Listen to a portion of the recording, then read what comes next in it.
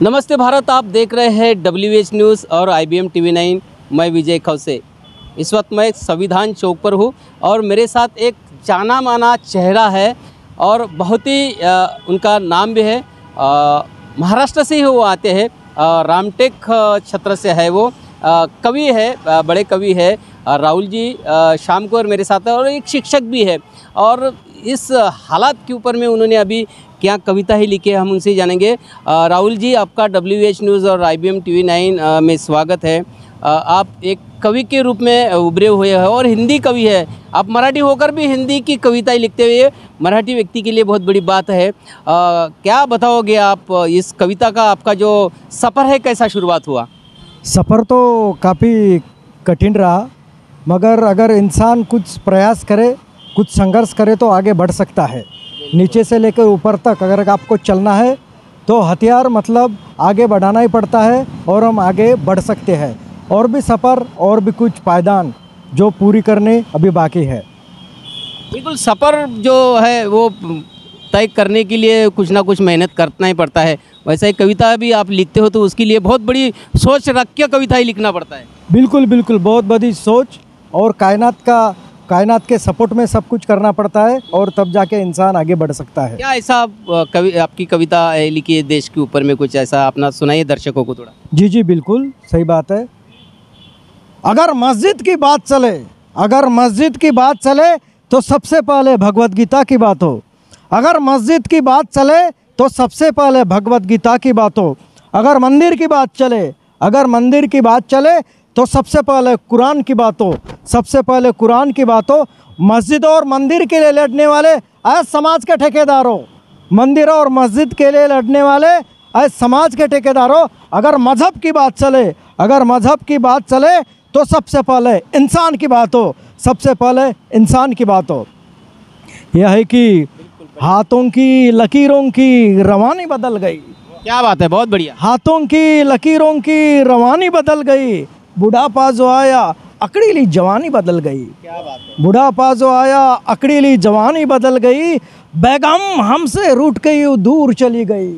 बेगम हमसे रूठ के यूँ दूर चली गई। तकदीर की अच्छी कहानी बदल गई। तकदीर की अच्छी कहानी बदल गई। पड़ा रहता हूँ कोने में फटे पुराने अखबार की तरह। क्या बात है। पड़ा रहता हूँ कोने में फटे पुराने अखबार की तरह। तारीखें वही है, जिंदगानी बदल गई। क्या बात है। तारीखें वही है, जिंदगानी बदल गई। बहू जो ऊंचे खानदान से लाई थी, लगता था किस्मत हमारे आता गई। मगर नौकरानी को गरम चाय बासी रोटी हमारे आता गई। क्या बात है, बहुत बढ़िया। नौकरानी को गरम चाय बासी रोटी हमारे आता गई। गेहूं का आटा पिसवाने अक्सर पैदल चला जाता हूँ। गेहूं का आटा पिसवाने अक्सर पैदल चला जाता हूँ। मेरी दोपहिया स्कूटी की चाबी अब पोती के हाथ में आ गई। मेरी दोपहिया स्कूटी की चाबी अब पोती के हाथ में आ गई। और आखिर में दोस्तों की पेंशन का ATM अक्सर बेटे के जेब में पाया जाता है। पेंशन का ATM अक्सर बेटे के जेब में पाया जाता है। पाई के लिए तरसता हूँ। बैंक की खाली किताब हमारे हाथ आ गई।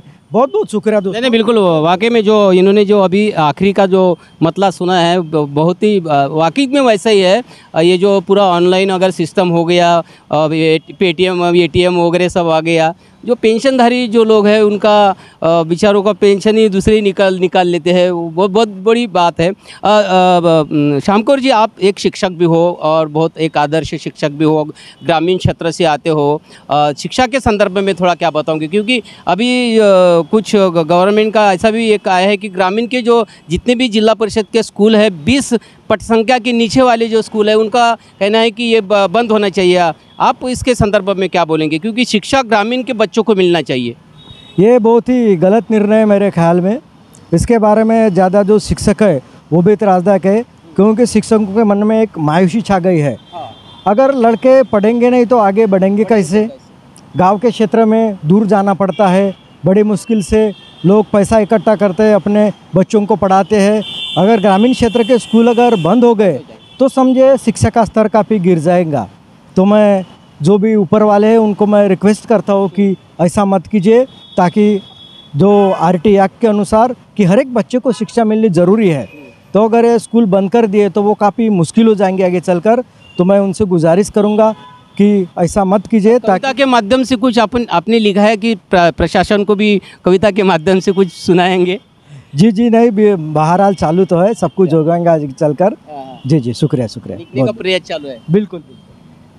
तो ये थे हमारे साथ कवि राहुल शामकौर जी, और भी उनसे एक दो हम कविताएं सुनाएंगे उनकी, क्योंकि बहुत ही उनकी जो रचनाएं हैं वो एक बहुत ही गजब की रचनाएं उन्होंने सुनी है। और भी एक राहुल जी कुछ एक दो जो आपकी कविताएं होंगी कुछ शराबियों के ऊपर में थोड़ा सुना दीजिए दर्शकों को।